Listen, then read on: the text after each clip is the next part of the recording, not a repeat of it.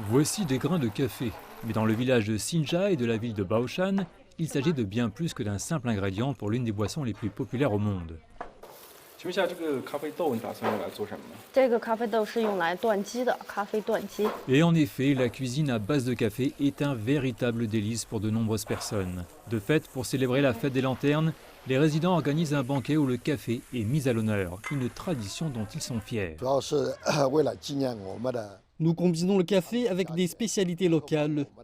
Le banquet n'est pas seulement organisé pour célébrer le festival, c'est aussi une tentative pour promouvoir nos produits à base de café. 宣传出去。 Le Yunnan est la plus grande région productrice de café de Chine. L'arabica, cultivée à Baoshan, est désormais célèbre pour sa qualité, héritée du relief et du climat locaux.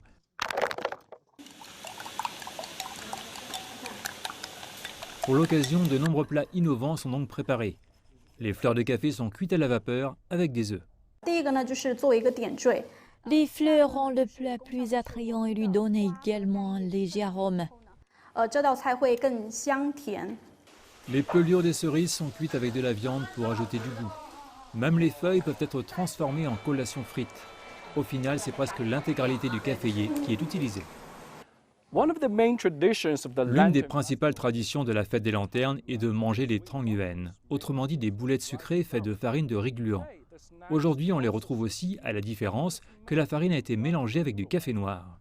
L'expérience s'avère très intéressante pour ceux qui goûtent ces spécialités pour la première fois. 这让我这次经历非常的 C'est une expérience passionnante. J'espère pouvoir goûter à nouveau ces plats à l'avenir. Les habitants ont exploité tellement de potentiel du café, ils sont très intelligents. 觉得他们真的非常聪明。 It was very nice. You could definitely taste. C'était très agréable. Vous pouvez sentir la saveur du café dans de nombreux plats. C'était intéressant. Certains d'entre eux étaient encore très sucrés, mais avaient aussi l'amertume du café. L'un des plats les plus riches en saveur est la soupe au poulet. Et le porc braisé était également délicieux. Avec une culture ancrée dans l'histoire, le café est devenu un pilier de l'économie de Baoshan.